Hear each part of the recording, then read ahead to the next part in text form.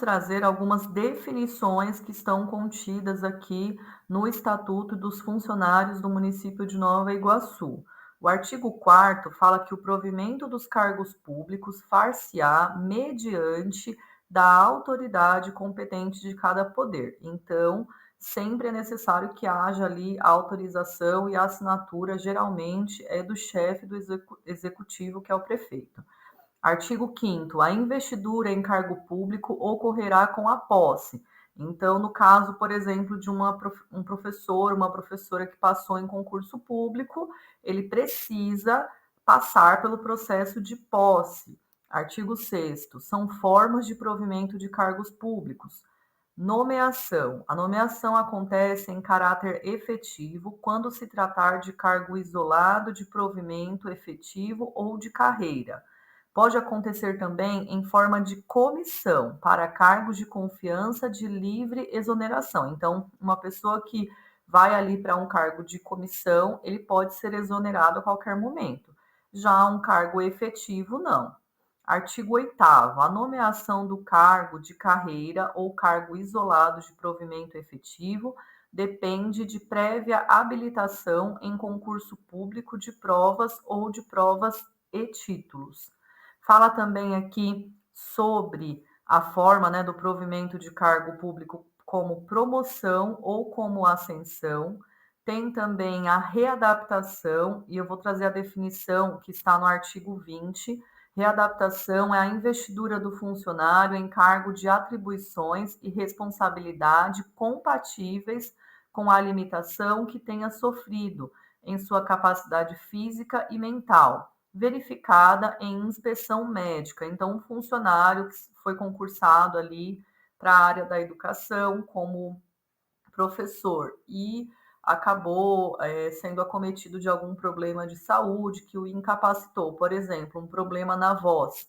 Ele não pode falar, tem um problema nas cordas vocais. Então, ele será readaptado para exercer um outro tipo de trabalho, uma outra função dentro ali da prefeitura, que essa limitação que ele tem na voz não venha a ser um impedimento. Aqui fala sobre a reversão. A reversão está no artigo 21, é o retorno à atividade de funcionário aposentado por invalidez, quando por junta médica oficial forem declarados insubsistentes os motivos da aposentadoria. Então, uma pessoa que foi aposentada pode ter ali a sua aposentadoria reversa. No caso de ele ter sido avaliado, vamos supor que uma pessoa foi aposentada porque teve algum problema na, assim, na perna, né? Não está, teve uma amputação na perna, teve uma amputação na perna e ele foi aposentado. Aí essa pessoa, ela está tendo a vida dela normal, está recebendo a sua aposentadoria, e nós sabemos que hoje o governo já está fazendo aí investigação com pessoas aposentadas por invalidez, e essa pessoa tem um comércio, essa pessoa tem uma vida normal, e realmente é possível, né? Dependendo das possibilidades, da situação dela, enfim, ela continua trabalhando, ela está com uma renda extra, e ela foi descoberta aí. Então, uma junta médica da prefeitura, a qual ela foi aposentada aí de Nova Iguaçu, pode solicitar que ela venha fazer um exame, enfim, e eles habilitam ela a voltar ao trabalho. Então, pode acontecer essa reversão também, né? Bem pesado. Já pensou você ser aposentado depois ter que voltar, né? Tem aqui também a opção do aproveitamento. A definição de aproveitamento é o retorno à atividade de funcionário em disponibilidade, que far-se-á mediante aproveitamento obrigatório em cargo de atribuições e vencimentos compatíveis com o anteriormente ocupado. Esse aproveitamento acontece geralmente quando um cargo entra em extinção ou vacância, quando um cargo deixa de existir, porque ele já não é mais necessário, ou por uma determinação de legislação federal ou municipal, esse cargo precisa aí de uma outra formação. Por exemplo, antigamente o professor não precisava ter faculdade ou magistério. Hoje eles já exigem. Então, vamos supor que um cargo que era antigamente na prefeitura, acontece em muitas prefeituras isso, principalmente para auxiliar de apoio. Antigamente existia o auxiliar de apoio em todos os municípios do Brasil. Hoje em dia, os municípios estão já modificando isso. Eles querem que até na educação infantil, todos os profissionais que trabalhem com a criança, mesmo aquele que faz a higiene, a troca da criança, seja um profissional com formação em nível superior. Então, eles fazem um enquadramento desse cargo para que todos tenham faculdade. Aí o funcionário que estava concursado naquele cargo tem um tempo para fazer a faculdade e se adequar ali à nova função, ou eles abrem também concurso público ali para ocupar essas vagas. Então, esse aproveitamento pode acontecer num caso desses, quando a profissão deixa de existir, exige aí uma formação diferente. Reintegração.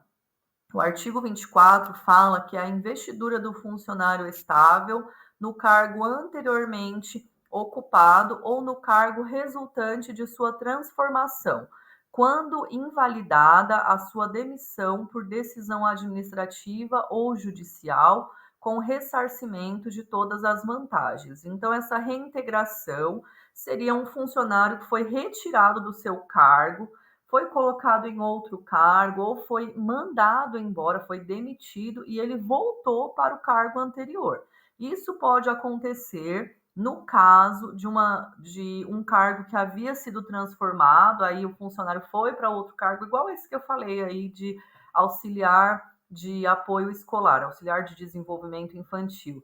Ele foi transformado em professor de desenvolvimento infantil. Aí o funcionário foi lá para professor, mas ele não fez a faculdade, ele voltou para auxiliar de desenvolvimento infantil. Ou no caso de uma situação onde houve uma denúncia, um processo administrativo, o funcionário foi demitido, mas ele achou que ele foi injustiçado, entrou na justiça e ganhou na justiça. Então, quando ele ganha na justiça, ele volta para o seu cargo e ainda está dizendo aqui que ele tem o ressarcimento de todas as suas vantagens, né? Então, a sua remuneração, seus vencimentos, ele recebe tudo.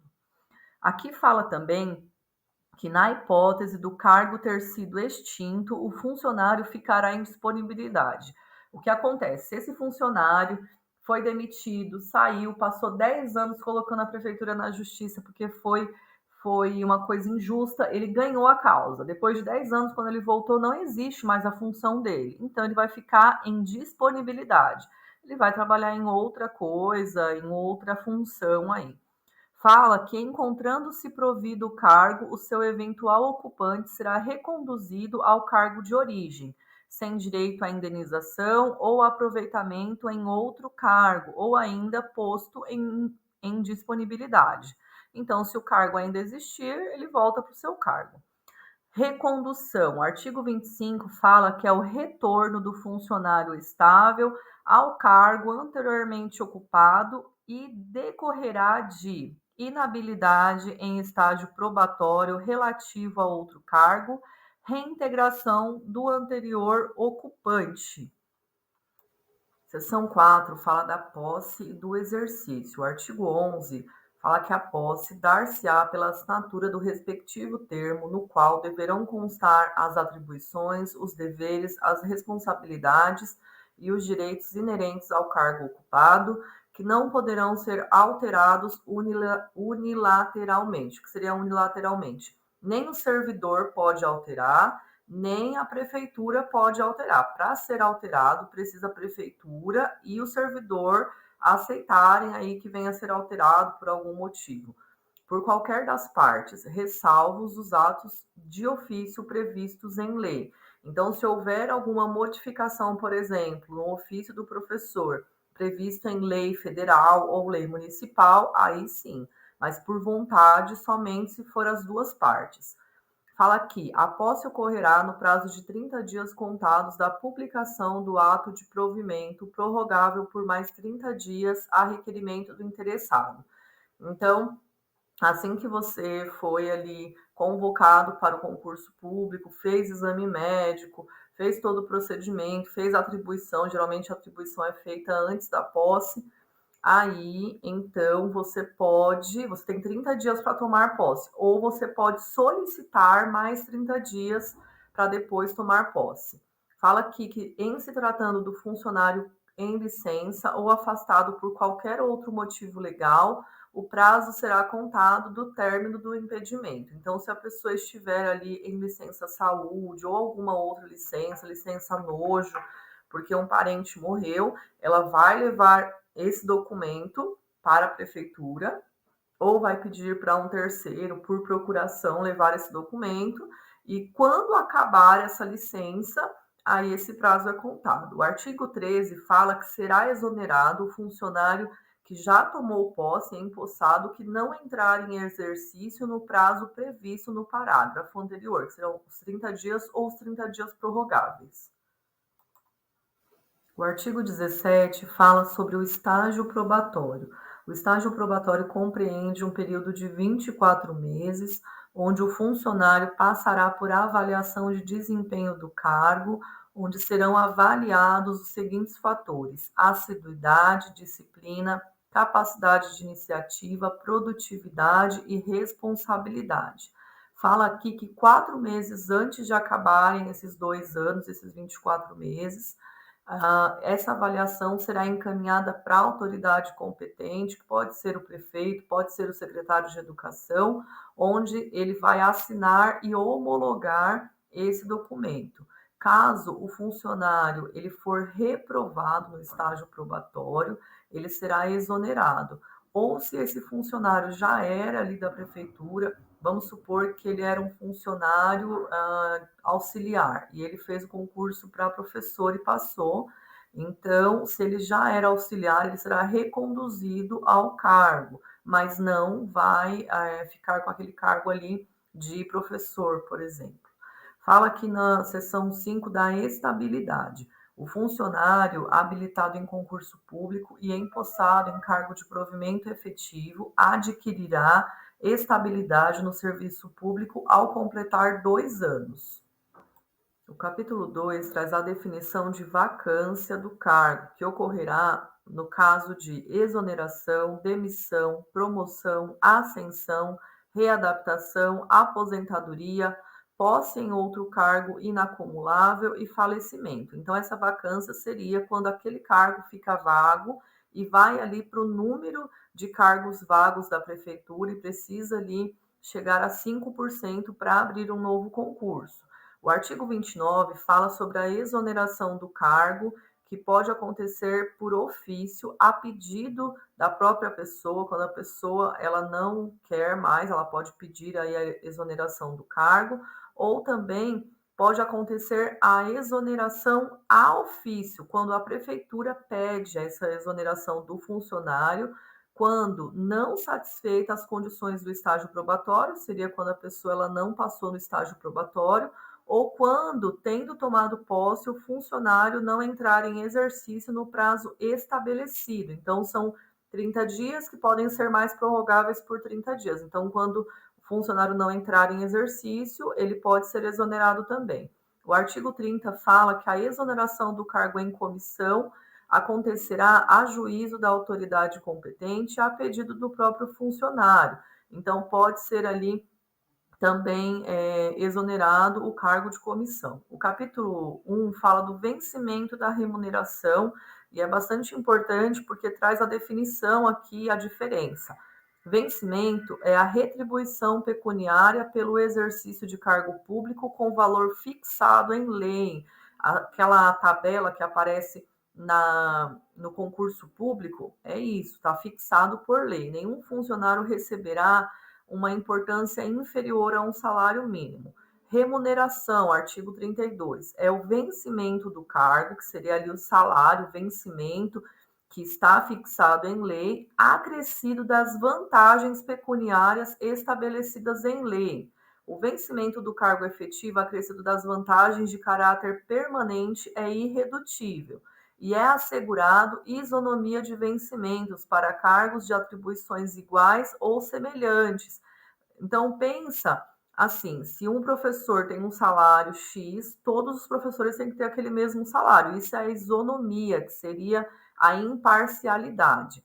O artigo 33 fala que nenhum funcionário poderá receber um salário, uma remuneração superior o salário do prefeito. Então, aqui, ó, nenhum funcionário poderá perceber mensalmente, a título de remuneração, importância superior à soma dos valores percebidos como remuneração a qualquer título pelo prefeito. Então, vamos supor que o funcionário ele tem ali o seu vencimento, que é o salário base, e a sua remuneração com todas as vantagens pecuniárias que foram acumuladas, nunca pode ultrapassar a remuneração do prefeito. O artigo 39 fala das vantagens que são indenizações, gratificações e adicionais. As indenizações não serão incorporadas ao vencimento do salário ali, mas as gratificações sim, elas serão incorporadas ao vencimento ou provento nos casos e condições indicados em lei. O artigo 40 fala que as vantagens pecuniárias não serão computadas nem acumuladas para efeito de concessão de quaisquer outros acréscimos pecuniários, sob o mesmo título ou idêntico fundamento. Sobre as indenizações, a seção 1 fala no artigo 41 que constituem indenizações ao funcionário diárias, vamos supor que ele está ali a trabalho em outra cidade, em outro estado ou até em outro país, representando o município.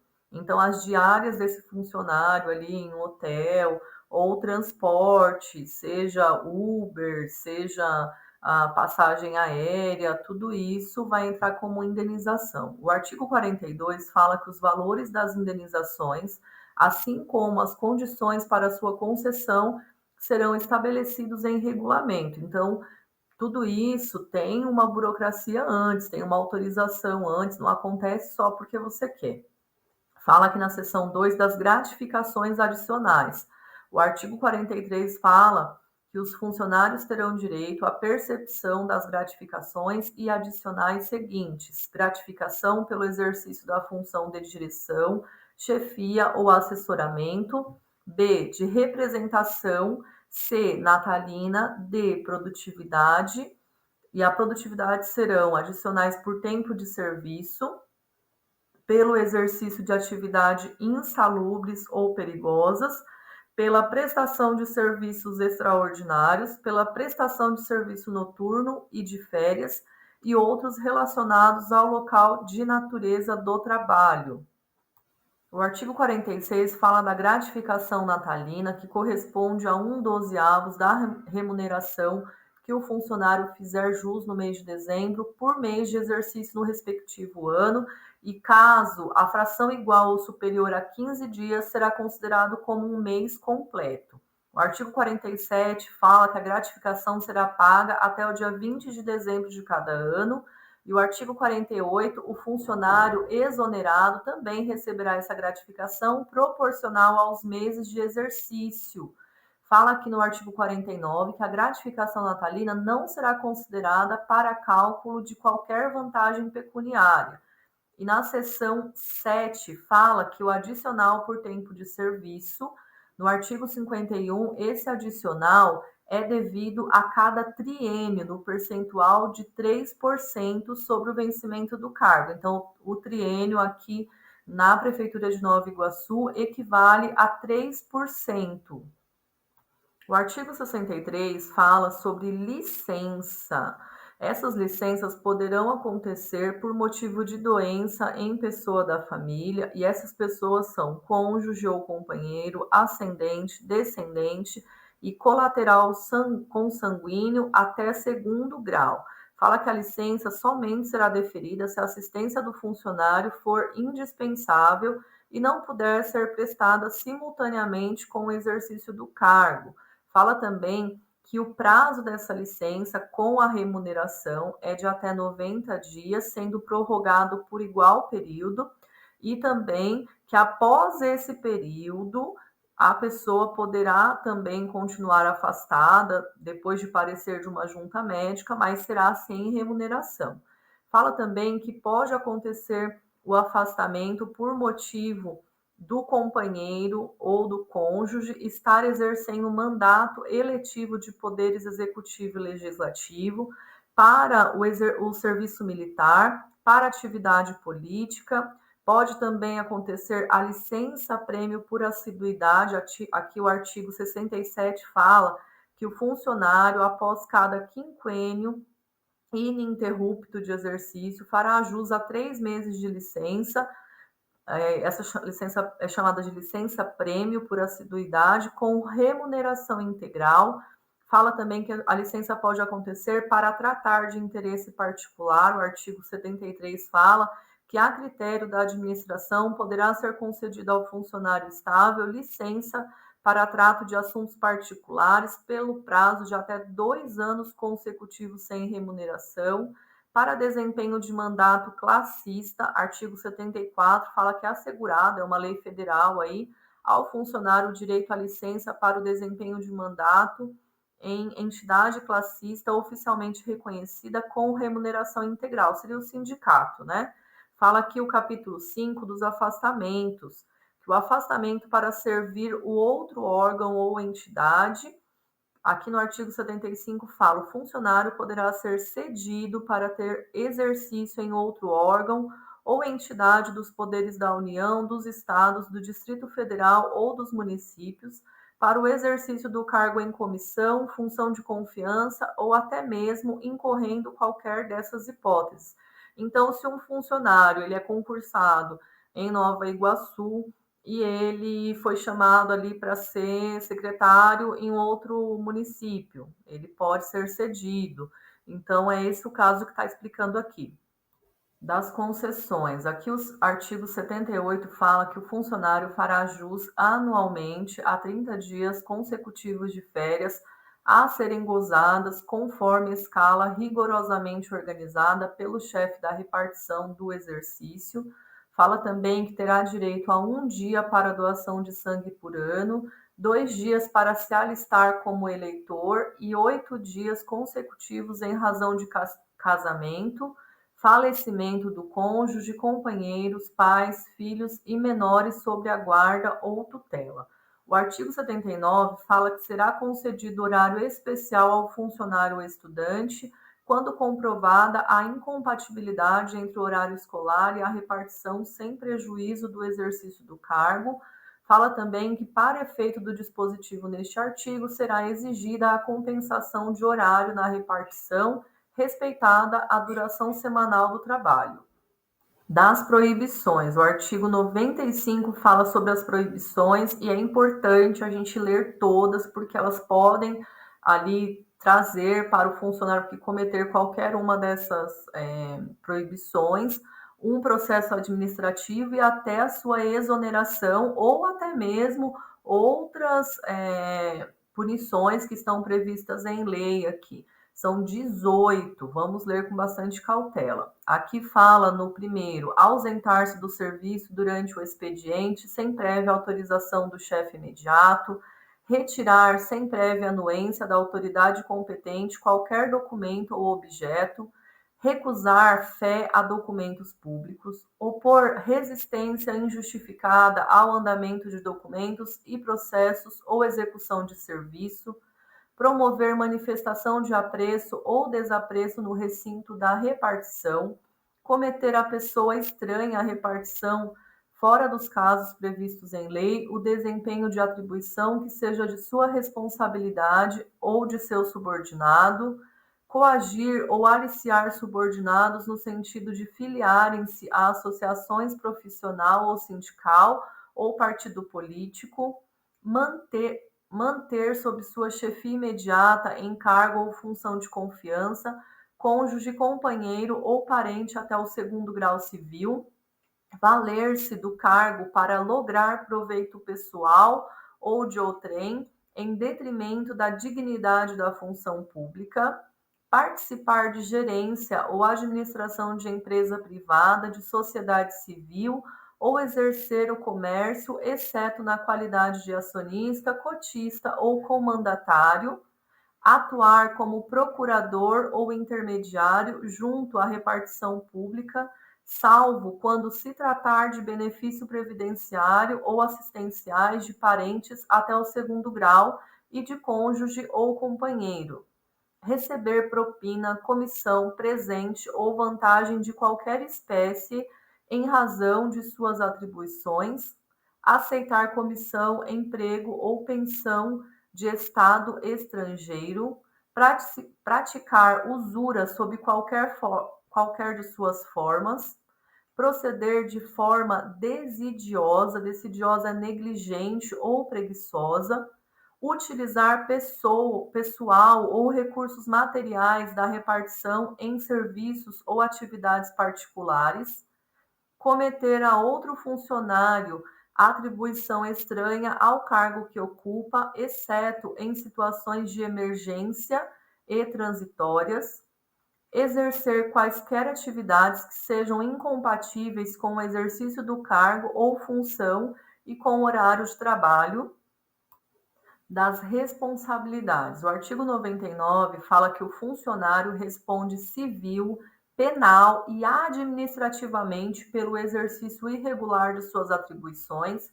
O artigo 100 fala que a responsabilidade civil decorre de ato considerado omissivo ou comissivo, doloso ou culposo, que resulte em prejuízo ao erário ou a terceiros. Então, mesmo que seja por vontade ou sem vontade, seja por omissão ou por ação, seja de forma dolosa ou culposa, por vontade ou sem vontade.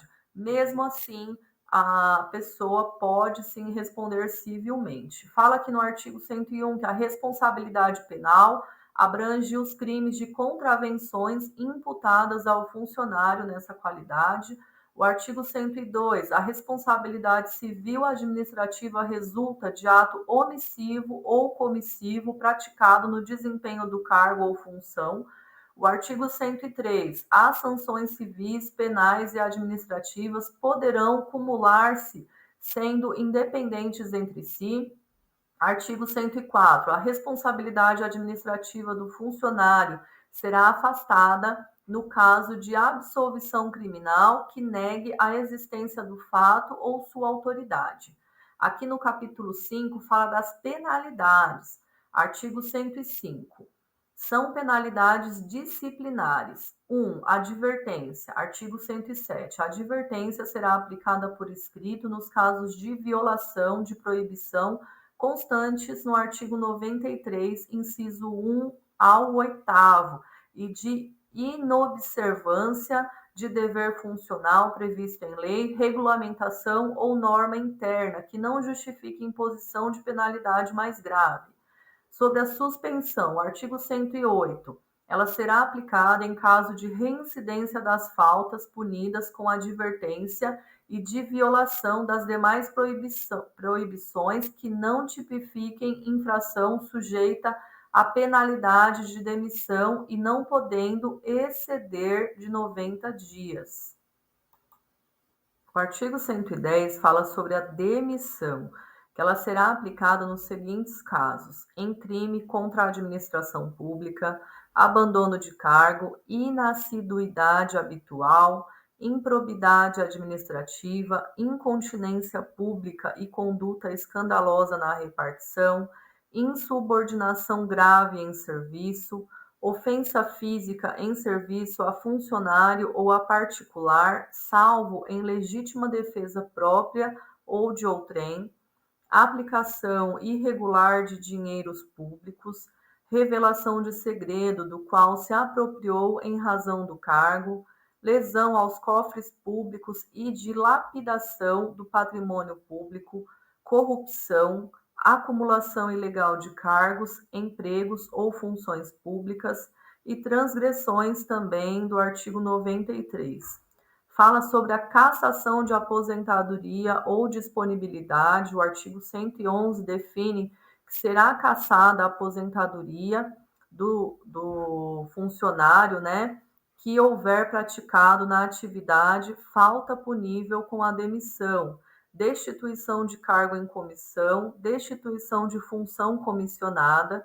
O artigo 106 fala que na aplicação das penalidades serão consideradas a natureza e a gravidade da infração cometida, os danos que dela provierem para o serviço público, as circunstâncias agravantes ou atenuantes e os antecedentes funcionais do processo administrativo disciplinar. Artigo 120 fala que a autoridade que tiver ciência de alguma irregularidade no serviço público é obrigada a promover a apuração imediata mediante sindicância ou processo administrativo e que a pessoa que for acusada, ela tem o direito de ampla defesa. O artigo 121 fala que as denúncias sobre irregularidades serão objeto de apuração desde que contenham a identificação e o endereço do denunciante e sejam formuladas por escrito, confirmada a autenticidade. Então, para um munícipe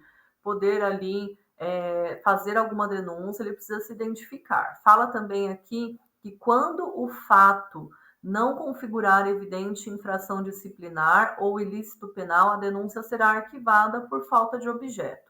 Artigo 122 fala sobre sindicância, que poderá resultar em arquivamento do processo, aplicação de penalidade de advertência ou suspensão de até 30 dias, instauração de processo disciplinar. E o prazo para a conclusão da sindicância não poderá exceder 30 dias, podendo ser prorrogado por igual período a critério da autoridade superior.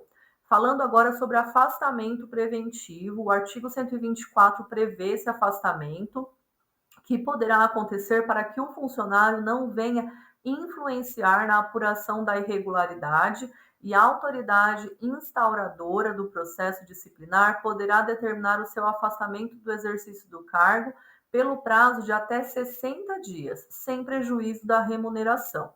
Sobre o processo disciplinar, o artigo 125 fala que o processo disciplinar é um instrumento destinado a apurar responsabilidade do funcionário por infração praticada no exercício de suas atribuições ou que tenha relação com as atribuições do cargo em que se encontre investido.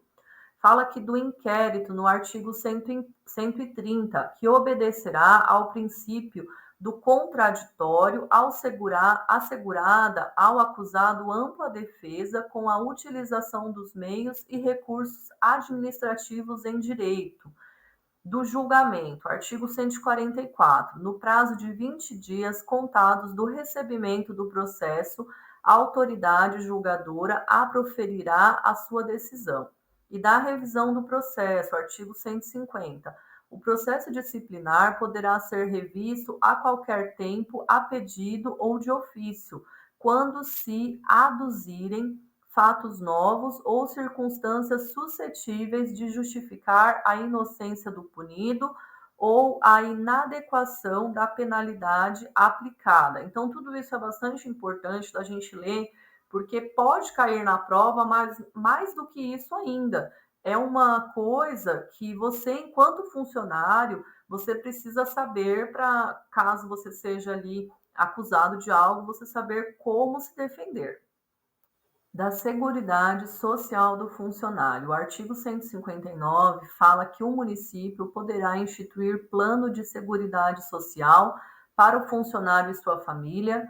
Artigo 160. Esse plano deverá dar cobertura aos riscos a que estão sujeitos o funcionário e sua família e deverá compreender um conjunto de benefícios e ações que atendam às seguintes finalidades: 1. Garantir meio de subsistência nos eventos de doença, invalidez, velhice, acidente em serviço, inatividade, falecimento e reclusão. 2. Proteção à maternidade, à adoção e à paternidade. 3. Assistência à saúde. O artigo 161 fala que os benefícios do Plano de Seguridade Social do funcionário compreenderão: 1. Quanto ao funcionário, aposentadoria, auxílio natalidade, salário família, licença para tratamento de saúde, licença gestante, adotante e licença paternidade, licença por acidente em serviço, assistência à saúde, garantia de condições individuais e ambientais de trabalho satisfatórias. Quanto ao dependente, são pensão vitalícia e temporária, auxílio funeral, auxílio reclusão e assistência à saúde, e da contratação temporária de excepcional interesse público, fala aqui em capítulo único, no artigo 162, que para atender à necessidade temporária de excepcional interesse público, poderão ser efetuadas contratações de pessoal por tempo determinado mediante contrato de locação de serviços.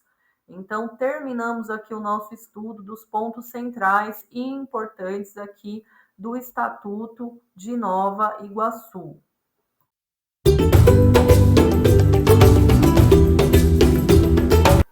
A Lei Municipal número 2.378, de 29 de dezembro de 1992, dispõe sobre os funcionários de Nova Iguaçu. Considerando tal legislação, analise as afirmativas a seguir e dê valores verdadeiro V ou falso F. Os benefícios do Plano de Seguridade Social do funcionário compreenderão ao funcionário aposentadoria, auxílio natalidade, salário família, licença para tratamento de saúde, licença à gestante, à adotante e licença paternidade, licença por acidente em serviço, assistência à saúde, garantia de condições individuais e ambientais de trabalho satisfatórias. Artigo 122. Da sindicância poderá resultar arquivamento do processo, aplicação de penalidade de advertência ou suspensão de até 30 dias, instauração de processo disciplinar.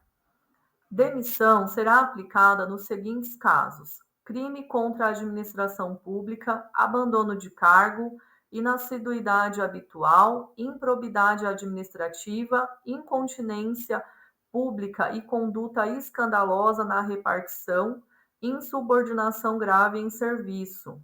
São formas de provimento de cargos públicos, nomeação, em comissão e em exoneração. Assinale a alternativa que apresenta a sequência correta de cima para baixo em relação aos valores atribuídos. A.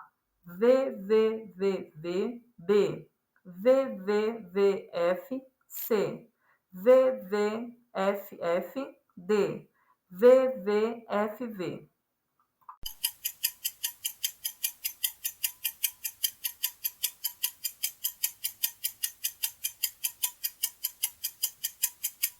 Resposta correta, VVVF.